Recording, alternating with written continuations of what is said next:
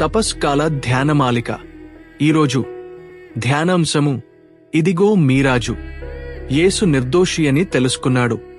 యూదగుంపు కుట్రపన్ని యేసుని కడతీర్చుటకే అతని వద్దకు తీసుకువచ్చారని గ్రహించాడు. తన మనస్సాక్షి కూడా ఆ విధముగానే ప్రేరేపించుచున్నది. ఎలాగైనా యేసుని విడుదల చేయాలని ఆయన ఆలోచన. అందుకే మెల్లెల దెబ్బలు తిని ముండ్ల కిరీటము ధరించియున్న యేసును బయటకు రప్పించి, ఇదిగో మనుష్యుడు అని యూదా ప్రజలకు చూపించెను. ఎందుకనగా యేసు పరిస్థితి జూచి ఆయన ప్రజల మనోభావాలు మారవచ్చని ఆయన తలపోశాడు. యేసుని అట్టి స్థితిలో చూచి ఆ ప్రజలు యేసుని విడిచిపెట్టండి అని అంటారని పిలాతు ఆలోచన కాని ఆ కరడుగట్టిన యూదగుంపు దయ. జాలి చూపకపోగా యేసుని సిలువలో కొట్టండి, సిలువలో కొట్టండి అని కేకలు వేశారు. అప్పటికి ఆ ప్రజలు పరితాపము చెంది యేసుని చంపగోరుట విరమించుకొంటారని యేసుని యూదా ప్రజలకు జూసెను. యేసు పొందిన గాయములు చూచే ప్రతివారికి జాలి, దయ, కనికరము గలగని మానవులు ఉండరు. కాని యూదా మత పెద్దలు, ప్రథమాచార్యులు, ఫరిజేయులు ఎలాగైనా క్రీస్తుని తుదముట్టించాలా అనే ఆలోచనతో అమాయకులైన యూద ప్రజలను పిలాతుని సమక్షములో బాగా రెచ్చగొట్టియున్నారు.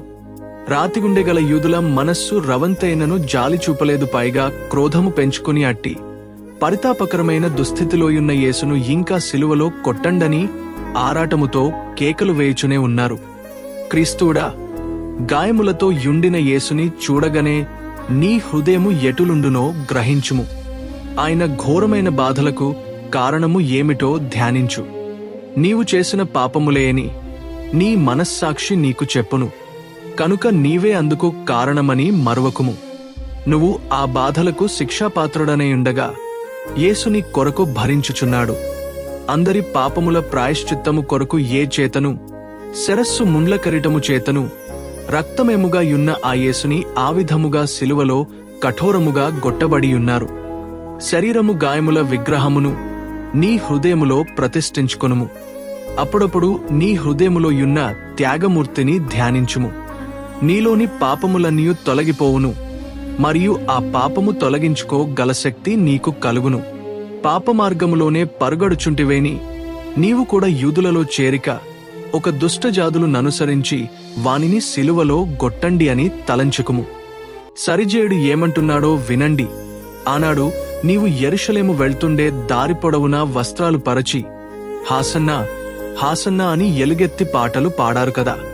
ఆ ప్రజలే ఈనాడు ముండ్ల పొదల మధ్య నడిపిస్తూ మేము కొరడాలతో కొడుతూయుంటే సిలువ వెయ్యండి, సిలువ వెయ్యండి అని అరుస్తున్నారు. నాగలి మీద చేయి పెట్టి వెనుక చూచువాడు దైవరాజ్యమునకు చేరలేడంటావా? అనుభవించు అని పరిజేయులు హేళన చేయుచున్నారు. వారు వేయుచున్న కేకలకు వారలతో వీనియందు నాకే నేరము కనబడుటలేదనెను. అందుకు జూదులు పిలాతునితో, మాకొక చట్టము కలదు, ఆ చట్ట ప్రకారము వీడు చావలవలసినదే అనిరి. ఎందుకనగా వాడు నేనే దేవుని కుమారుడను అని చెప్పుకొనుచున్నాడు అని చెప్పగనే పిలాతు ఆ మాట విని మరి ఎక్కువగా భయపడెను. పిలాతుడు అధికారమందరములోనికి ప్రవేశించి యేసుతో, నీవెక్కడి నుండి వచ్చావు? యేసు జవాబు చెప్పలేదు. నీవు నాతో మాట్లాడవా? నిన్ను సిలువ మీద కొట్టుటకు, విడిపించుటకు నా అధికారము కలదు అనెను. అప్పుడు యేసు పిలాతుతో, పైనుండి నీకీయబడిననే తప్ప నీవు నామీద అధికారము కలిగియుండవు. కాని నన్ను నీకు అప్పగించినవాడు ఘోర పాపము చేసియున్నాడనెను. నీవు వీనిని విడుదల చేసితినేని చక్రవర్తికి స్నేహితుడవు కావు. ఎందుకనగా తన్ను రాజుగా చేసుకును ప్రతివాడు చక్రవర్తికి నిరోధుడు. అప్పుడు పిలాతు యేసుని చూపించి, ఎడుగో మీ రాజు అనెను. అందుకు యూదులు, చక్రవర్తి తప్ప మాకు వేరే రాజు లేడు అనిరి.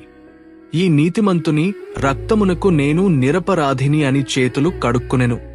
ఆ విధముగా యేసుని పిలాతు వారి శ్రీతికప్పగించెను. తాను దేవుని కుమారుడనని చెప్పుకొనుచున్నాడు అనే నేరమునకు వాడు చావవలసినదే అని చివరగా కేకలు వేసిరి. సత్యమార్గము జపము యేసు పరమండలము నుండి వచ్చెను. కాని యూదులు అతని నిరాకరించారు. కంటికి కనుపడని మనము ఆయనను దైవకుమారునిగా ఆరాధించుచున్నాము. ఆయన మనల రక్షించుటకు మానవతారి అయ్యాడని విశ్వసించుచున్నాము. భూలోకమున ఎందరో అవిశ్వాసులు యేసుతో మాకేమి పనిలేదు అని యూదుల వలె అంటున్నారు. అందుకు బదులు నీవు నీ ప్రేమ విశ్వాసము వృద్ధి చేసుకొనుము. క్రీస్తు విరోధులు ఈనాడు కూడా అనేక నిందావమానములు కలిగించుచున్నారు. నీ మంచి నడవడిక వలన వాటిని పరిహరింపజేసి యేసుకు ఎక్కువ స్తోత్రమహిమలు కలుగజేయుము. నేనే దేవుని కుమారుడనని పలికిన పలుకులకు పిలాతు భయపడిన కారణము ధ్యానించుదాము. పిలాతు పులు దేవరులున్నారని నమ్మువాడు. అతడు సత్యవేద మెరుగనివాడు.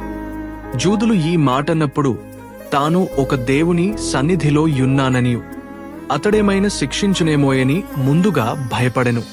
పాపాత్ముడా, దైవ సన్నిధిలోయున్న నీకు భయమున్నదా?